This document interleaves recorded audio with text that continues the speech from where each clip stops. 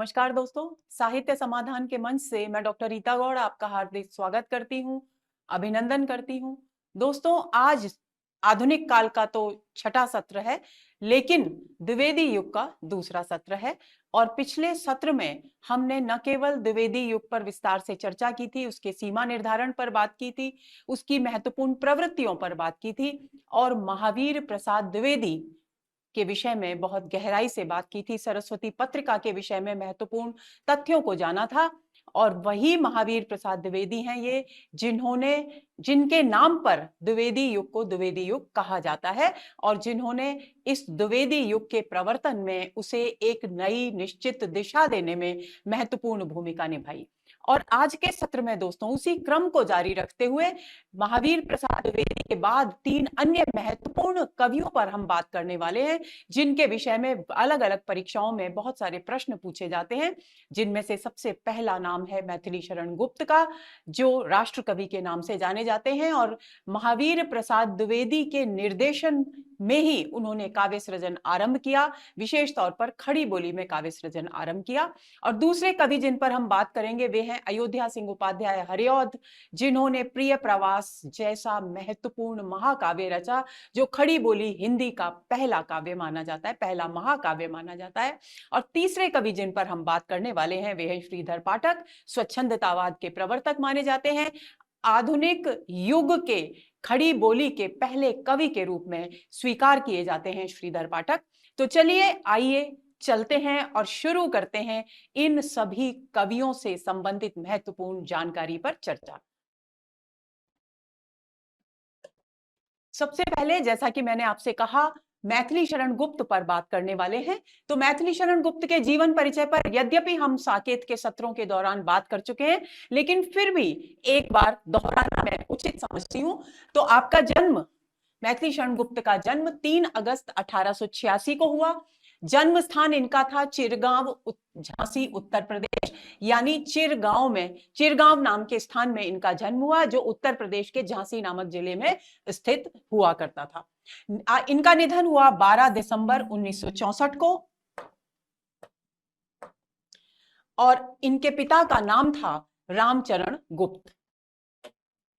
इनकी माता का नाम था काशीबाई गुप्त। इन्होंने प्रारंभिक शिक्षा मैकडोनल्ड हाई स्कूल झांसी में ही प्राप्त की और उसके बाद बनारस हिंदू विश्वविद्यालय से डॉक्टरेट की उपाधि प्राप्त की।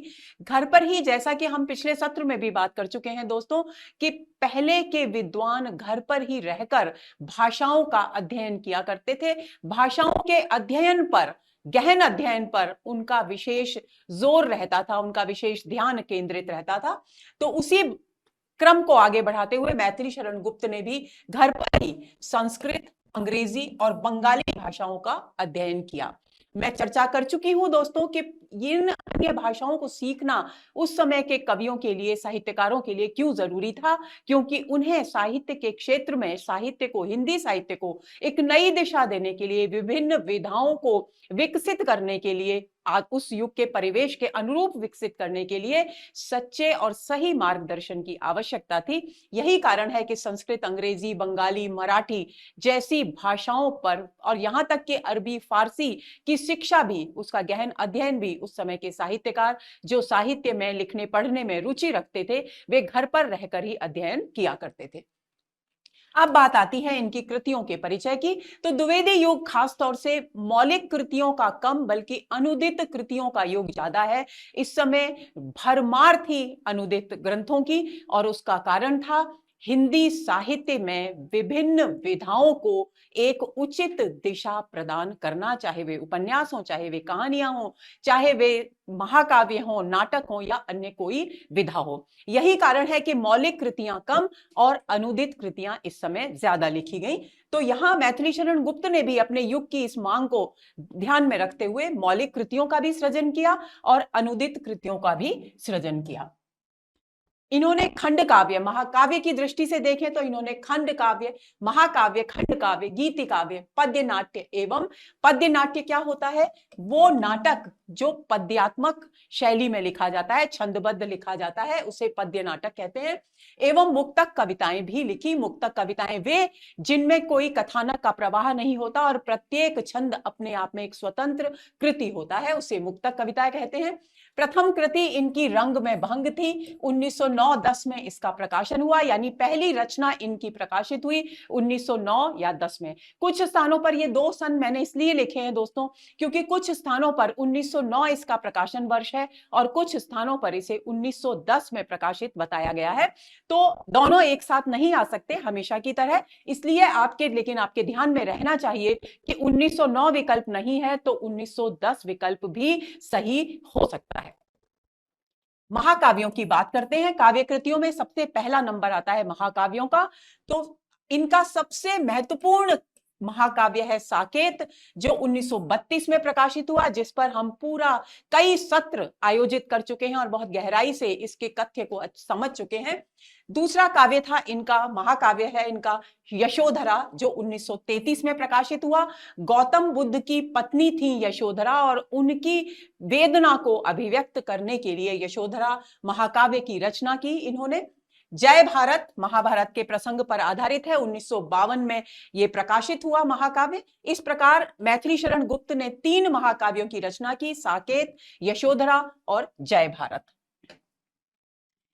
खंड काव्यों की बात करते हैं। खंड काव्य वे होते हैं जो किसी भी पूरे जीवन वृत्त को समाहित कर प्रस्तुत नहीं करते जैसा कि महाकाव्य में होता है, बल्कि जीवन के किसी एक पक्ष विशेष को अभिव्यक्त करते हैं और उसी उद्देश्य से लिखे जाते हैं, उन्हें खंड काव्य कहा जाता है।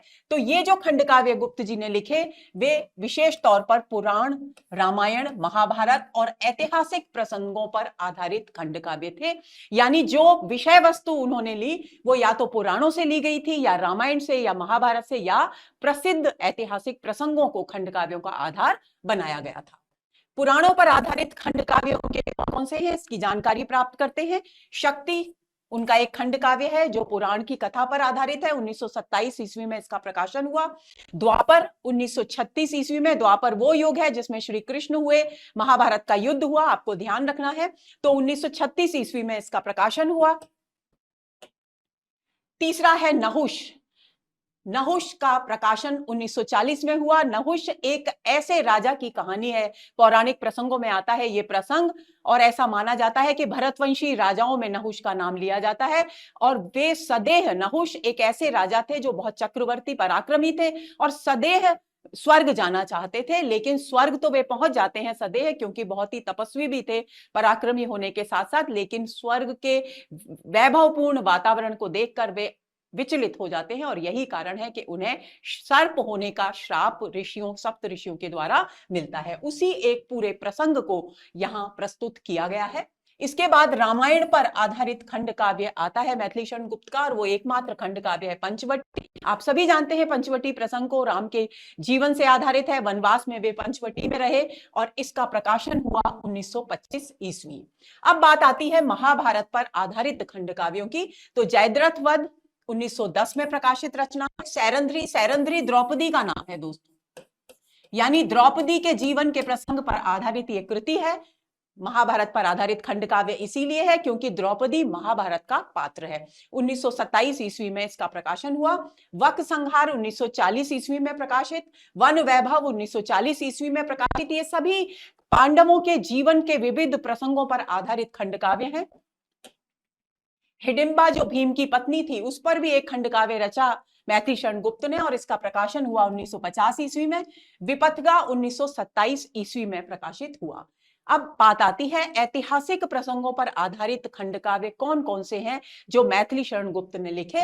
तो उनमें 2 महत्वपूर्ण हैं। रंग में भंग जो उनकी पहली कृति है, 1910 ईस्वी इसका प्रकाशन वर्ष माना गया है, और सिद्धराज जो 1936 में प्रकाशित हुआ। ये दोनों ही खंड काव्य ऐतिहासिक प्रसंगों पर आधारित हैं। चरित्रात्मक काव्यों की रचना भी उन्होंने की। चरित्रात्मक काव्य कौन से होते हैं? चरित्रात्मक काव्य वे होते हैं जिनका उद्देश्य किसी चरित्र विशेष को पाठकों के समक्ष प्रभावशाली ढंग से अभिव्यक्त करना होता है।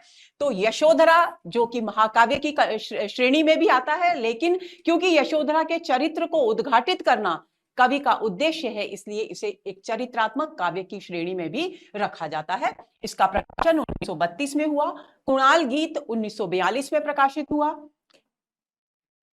विष्णुप्रिया, चैतन्य महाप्रभु की पत्नी, दूसरी पत्नी का नाम था विष्णुप्रिया, उनके चरित्र पर आधारित ये काव्य है और इसका प्रकाशन हुआ 1957 ईस्वी। रत्नावली 1960 में प्रकाशित चरित्रात्मक काव्य है। रत्नावली तुलसीदास जी की पत्नी थी, उनके चरित्र को अभिव्यक्त करने के लिए कवि ने ये चरित्रात्मक काव्य लिखा। अब आती है बात वर्णनात्मक खंड काव्यों की। वर्णनात्मक खंड काव्य वे खंड काव्य होते हैं जिनमें किसी विशेष बिंदु को, विषय वस्तु को उठाकर वर्णन के द्वारा पूरी स्थिति को स्पष्ट करने की कोशिश की जाती है कवि के द्वारा। तो ऐसे वर्णनात्मक खंड काव्यों में किसान, जो कि उस समय अंग्रेजों के जमाने में किसानों की क्या स्थिति थी उसका पूरा वर्णन शैली में अभिव्यक्त करता है ये खंड काव्य। 1918 में इसका प्रकाशन हुआ। और अजित नामक एक अन्य वर्णनात्मक खंड काव्य लिखा कवि ने, जिसका प्रकाशन 1946 ईस्वी में हुआ। अब बात आती है गीति काव्य की। गीति काव्य आप सभी जानते हैं, जिनमें गेयता होती है, जिनमें संक्षिप्त अंश में, छंद में बहुत गहन भावों की अभिव्यक्ति होती है, सूक्ष्मता होती है, प्रभावशाली भावाभिव्यंजकता होती है, वो गीति काव्य कहलाते हैं। तो कवि का महत्वपूर्ण गीति काव्य है वैतालिक, 1916 में प्रकाशित हुआ। स्वदेश संगीत जो राष्ट्रीय भावनाओं से युक्त गीति काव्य है, जैसा कि नाम से ही स्पष्ट है, 1925 ईस्वी में प्रकाशित हुआ। अब तीसरा है झनकार, 1929 में प्रकाशित हुआ। अक्सर दोस्तों परीक्षाओं में पूछ लिया जाता है कि झनकार किस कवि का काव्य है या किस कवि की रचना है, तो आपको ध्यान रखना है कि झनकार 1929 में प्रकाशित मैथिली शरण गुप्त की रचना है। विश्व वेदना 1942 ईस्वी में प्रकाशित हुआ। अंजलि और अर्घ्य 1950 में प्रकाशित हुआ। भूमि भाग 1953 में प्रकाशित हुआ। जैसा कि हम पढ़ चुके हैं दोस्तों कि कवि ने कुछ मुक्तक कविताएं भी लिखी और उन मुक्तक कविताओं के संग्रह है पद्य प्रबंध, जिसका प्रकाशन 1912 ईस्वी में हुआ। उच्छ्वास 1936 ईस्वी में प्रकाशित हुआ। आर्य 1925 ईस्वी में। मंगलहार 1937 ईस्वी में। आस्वाद 1938 ईस्वी में। स्वस्ति और संकेत 1983 ईस्वी में, यानी कवि के निधन के बाद ये दोनों कृतियां प्रकाशित हुई। राष्ट्रवाणी 1986 ईस्वी में। अब कुछ एक ऐसे भी काव्य हैं जो विवरण प्रधान काव्य हैं, जिनमें बहुत विस्तृत विवरण कवि के द्वारा प्रस्तुत किए गए हैं किसी एक उद्देश्य को लेकर। सौद्देश्य रचनाएं हैं मैथिली शरण गुप्त की सभी, और यही कारण है दोस्तों कि उन्हें महात्मा गांधी ने राष्ट्र कवि की उपाधि से सम्मानित किया था। तो सबसे महत्वपूर्ण विवरण प्रधान काव्य है उनका भारत भारती, जिसमें भारत के गौरवशाली अतीत के मोहक, मनमोहक और बहुत प्रभावशाली विवरण प्रस्तुत किए गए हैं। और इसका प्रकाशन वर्ष है 1912 ईस्वी। इसे आपको भूलना नहीं है। ये एक बहुत ही महत्वपूर्ण कवि की कृति है, क्योंकि उस समय हम जानते हैं जब मैथिली शरण गुप्त हुए उस समय और वे सृजन कर रहे थे, उस समय स्वतंत्रता आंदोलन चल रहा था। और 1912 में जब ये कृति प्रकाशित हुई तो ये राष्ट्रीय भावनाओं से इस कदर ओतप्रोत और प्रभावशाली रचना है कि स्वतंत्रता आंदोलन के दौरान आंदोलनकारियों के लिए ये एक गीत बनकर इसकी प्रत्येक पंक्ति एक गीत की तरह काम में आई। और अपने उत्साहवर्धन के लिए, ओज का संचार अपने व्यक्तित्व में करने के लिए स्वतंत्रता सेनानी इसके गीतों को गाया करते थे। तो ये बात आपको ध्यान में रखनी है। और इसी के लोकप्रियता को देखकर महात्मा गांधी ने उन्हें 1912 में राष्ट्र कवि की उपाधि से सम्मानित किया था। दूसरा उनका विवरण प्रधान काव्य है हिंदू, जिसका प्रकाशन 1925 ईस्वी में हुआ। तीसरा है राजा प्रजा, 1956 ईस्वी में प्रकाशित हुई। कुछ अन्य काव्य कृतियां भी दोस्तों गुप्त जी ने लिखी, जिनमें 1916 में प्रकाशित पत्रावली बहुत महत्वपूर्ण है। विकट भट्ट 1928 ईस्वी में प्रकाशित है। गुरुकुल 1928 में ही प्रकाशित। अर्जन और विसर्जन 1942 में इसका प्रकाशन हुआ। काबा और करबला 1946 में प्रकाशित है। प्रदक्षिणा 1950 में और युद्ध भी 1950 ईस्वी में ही प्रकाशित मैथिली शरण गुप्त की एक महत्वपूर्ण रचना है। कविश्री का प्रकाशन 1955 में हुआ। अब कुछ एक पद्य नाटक, हमने चर्चा की थी कि कवि ने कुछ पद्य नाटक भी लिखे। पद्य नाटकों में उल्लेखनीय है अनघ, बहुत ही प्रश्न पूछा जाता है इस पर, 1925 में प्रकाशित है। पृथ्वीपुत्र 1950 में प्रकाशित, जैनी 1950 में प्रकाशित, देवोदास 1950 में, और लीला, तिलोत्तमा और चंद्रहास ये उनकी अन्य महत्वपूर्ण कृतियां हैं। अब बात आती है अनुदित कृतियों की। बंगला और संस्कृत से इन्होंने जितने भी अनुवाद कवि ने प्रस्तुत किए वे बंगला और संस्कृत भाषाओं की श्रेष्ठ रचनाओं के अनुवाद थे। बंगला से अनुदित कृतियों की बात करें तो सबसे महत्वपूर्ण उनकी कृति बंगला से जो अनुदित की उन्होंने वो है प्लासी का युद्ध, जिसका प्रकाशन 1914 ईस्वी में हुआ। जिन रचनाओं के दोस्तों प्रकाशन वर्ष नहीं दिए उनके प्रामाणिक प्रकाशन वर्ष उपलब्ध ही नहीं है, यही कारण है कि उन्हें खाली छोड़ दिया गया है। विरहणी वज्रांगना उनकी एक दूसरी प्रकाशित अनुदित कृति है जो बंगला से प्रकाशित हुई, बंगला से अनुदित की गई। मेघनाथ वध 1927 ईस्वी, वृत्र संहार 1938 ईस्वी में प्रकाशित हुई, और ये सभी कृतियां बंगला भाषा की मूल कृतियों से अनुदित की गई हैं। अब संस्कृत से अनुदित कृतियों की बात आती है तो उन्होंने 4 नाटकों के, जो संस्कृत के मूलतः संस्कृत के नाटक थे, उनके अनुवाद हिंदी में किए। स्वप्न वासव दत्ता जो कि भास का बहुत महत्वपूर्ण नाटक है, और प्रतिमा, ये सारे नाटक दोस्तों भास के हैं। भास संस्कृत के और बहुत ही प्रसिद्ध नाटककार हुए। इन्होंने लगभग 13 नाटक लिखे,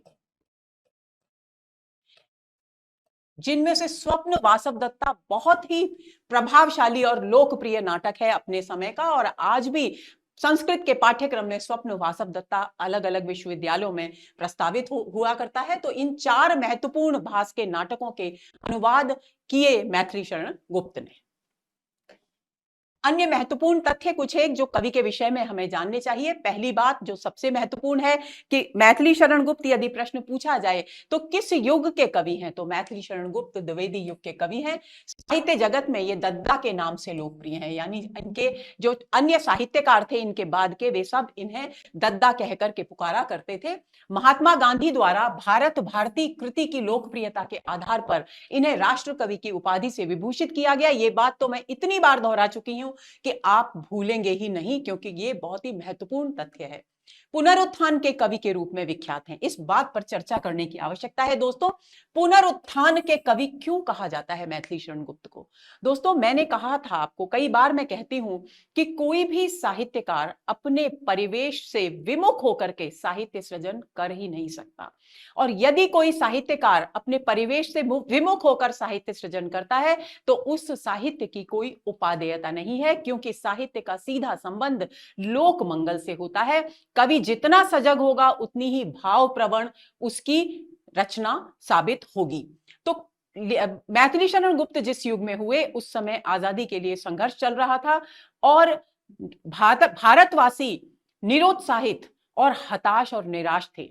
वे अपने सांस्कृतिक गौरव को भूल रहे थे, अपने देश की महिमा, अपनी संस्कृति की महिमा को भूल रहे थे, और पश्चिमी संस्कृति के रंग में इतने रंगते जा रहे थे कि अपने जीवन मूल्यों की भी उपेक्षा करने लगे थे। ऐसी स्थिति में मैथिली शरण गुप्त ने यह आवश्यक समझा कि अपनी संस्कृति, अपने गौरवशाली अतीत के विषय में लोगों को बताया जाए, देशवासियों को बताया जाए, ताकि उनका आत्मविश्वास फिर से जागे, फिर से उनका अपने ऊपर विश्वास हो, अपनी संस्कृति पर विश्वास हो, अपने देश पर विश्वास हो।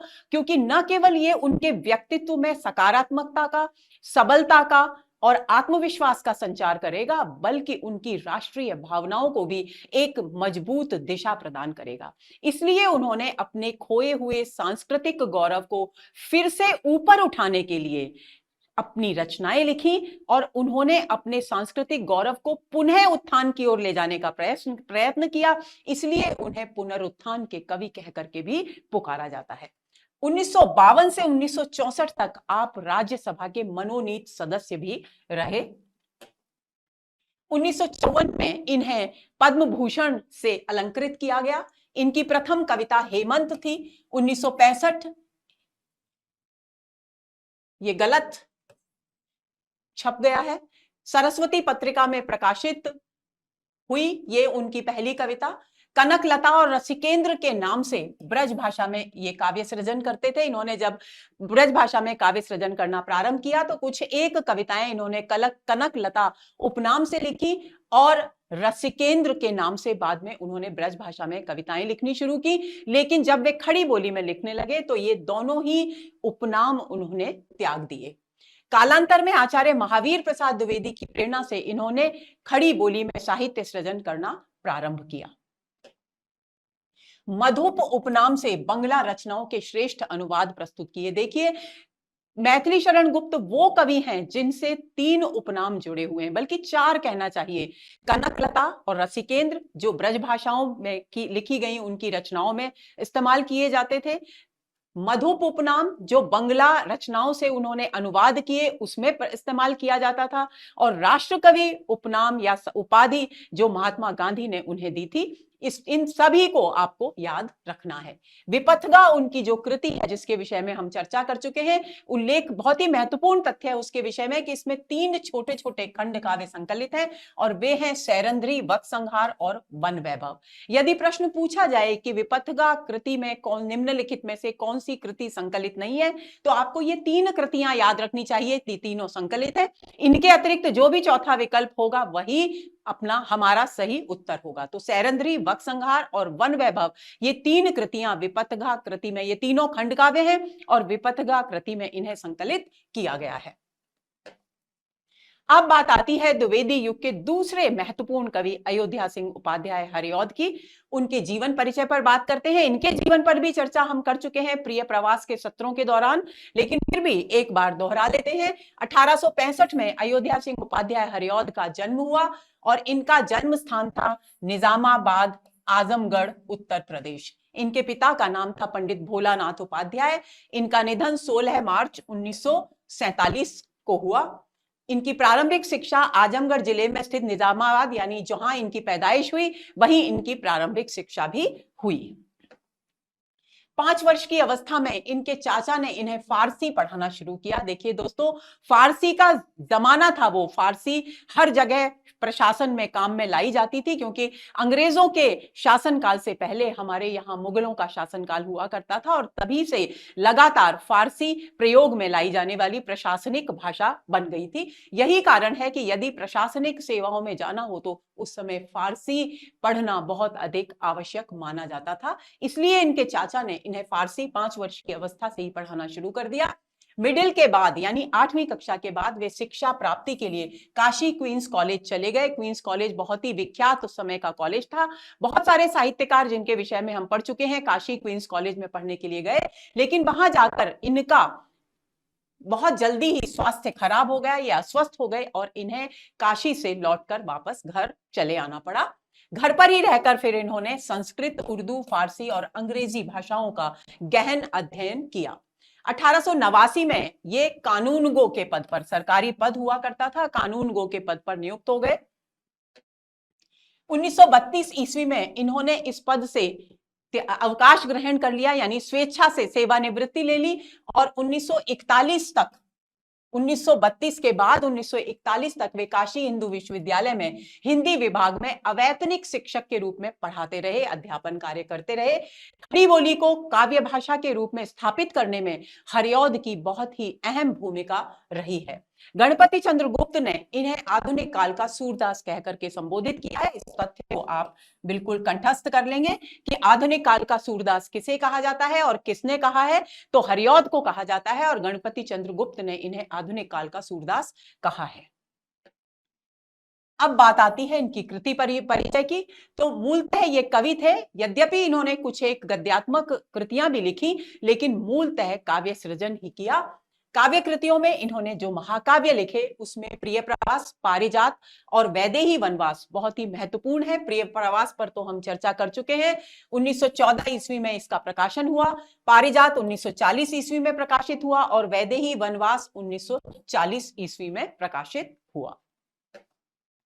कुछ एक अन्य काव्य कृतियां भी कवि ने लिखी जिनमें कृष्ण शतक, कबीर कुंडल, रसिक रहस्य, प्रेम प्रपंच। देखिए, प्रेम के नाम से इन्होंने बहुत सारी काव्य कृतियां लिखी हैं। प्रेम प्रपंच, प्रेमांबु वारिधि, प्रेमांबु प्रश्रवण, प्रेमांबु प्रवाह, प्रेम पुष्पोपहार, काव्योपवन, ऋतु मुकुर, पद्य प्रमोद, पद्य प्रसून, उपहार, रस कलश और बोलचाल। चुभते चौपदे, चोखे चौपदे, फूल पत्ते, कल्पलता, ग्राम गीत, दिव्य दोहावली, हरिऔध सत्सई और मर्म स्पर्श। इतनी सारी कृतियों में से दोस्तों 3 कृतियां विशेष रूप से महत्वपूर्ण है। चुभते चौपदे, चोखे चौपदे, चुभते चौपदे और रस कलश। इन पर अक्सर परीक्षाओं में प्रिय प्रवास और पारिजात और वैदेही वनवास तो है ही, लेकिन इन अन्य कृतियों में ये 3 कृतियों पर आपको विशेष रूप से ध्यान केंद्रित करना है।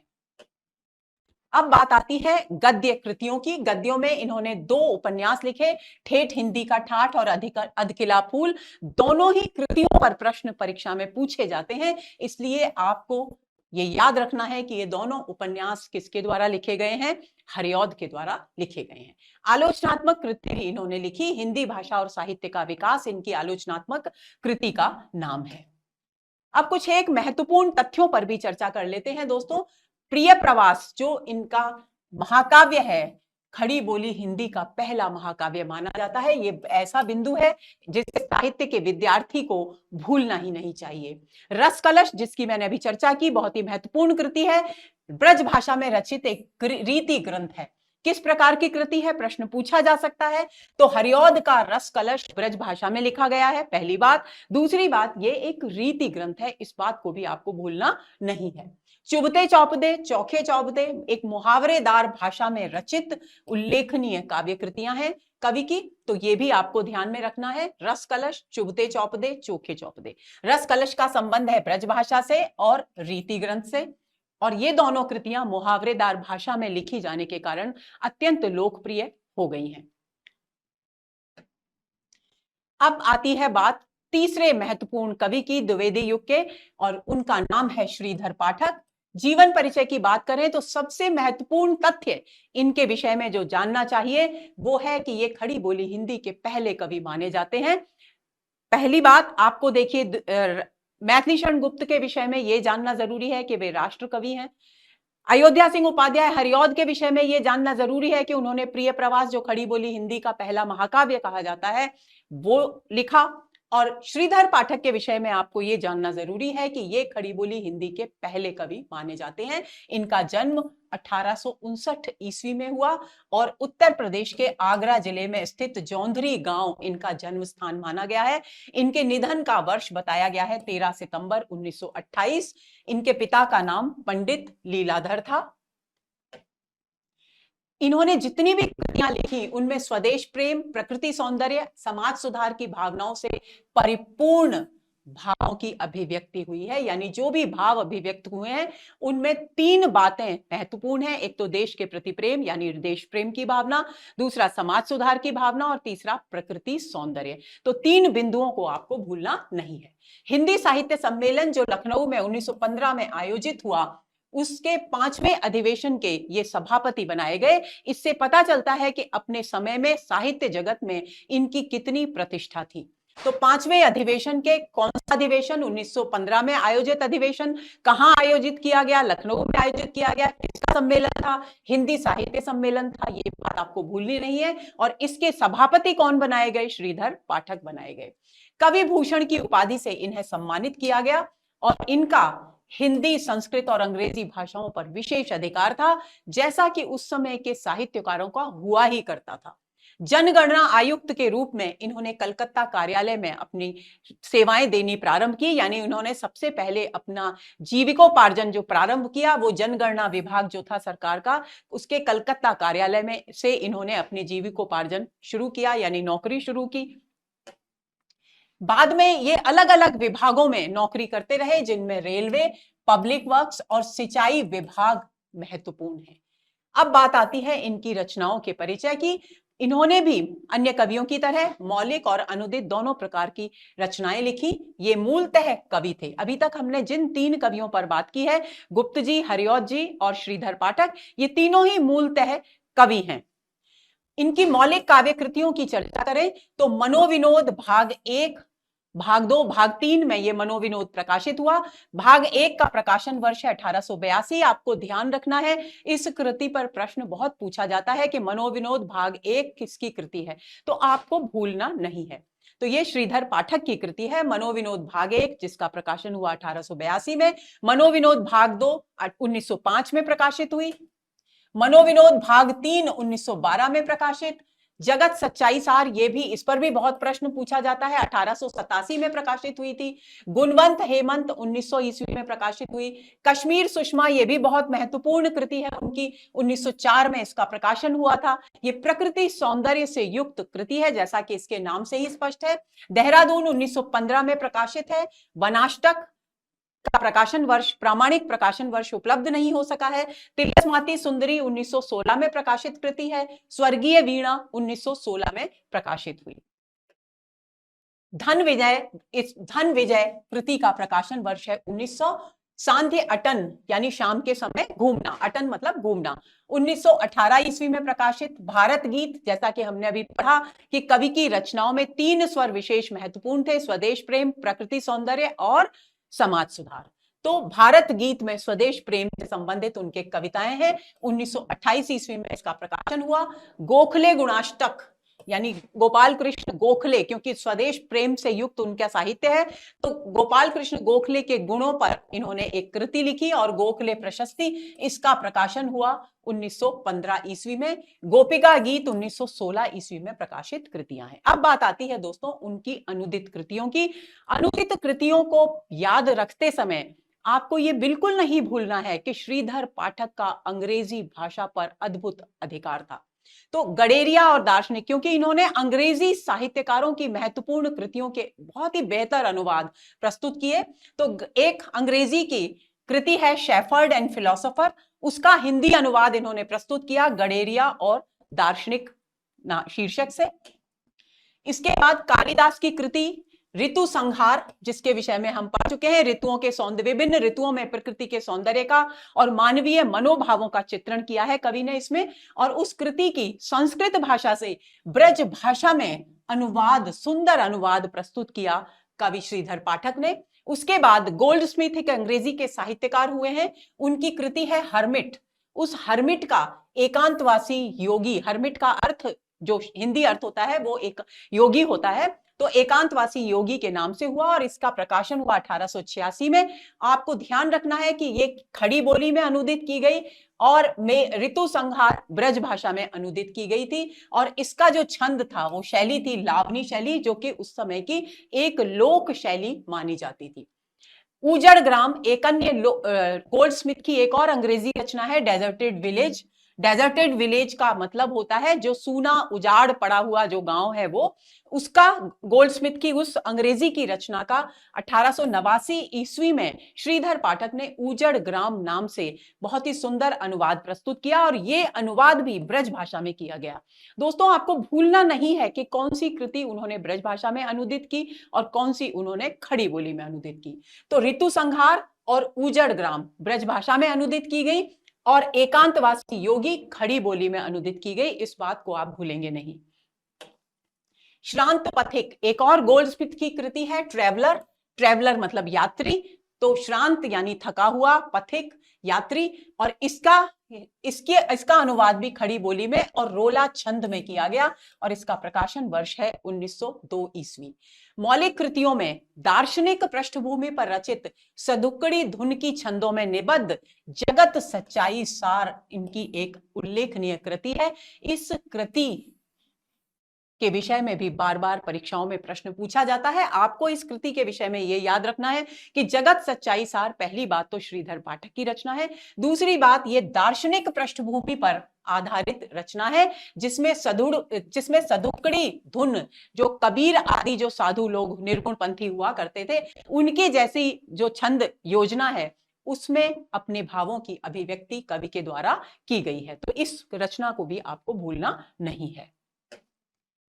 तो दोस्तों ये हुआ हमारा आज का सत्र, और आज के सत्र में हमने द्विवेदी युग के 3 महत्वपूर्ण कवियों पर बात की, जिनमें सबसे पहला नाम आता है मैथिली शरण गुप्त का, दूसरा आता है अयोध्या सिंह उपाध्याय हरिऔध का, और तीसरे हैं श्रीधर पाठक।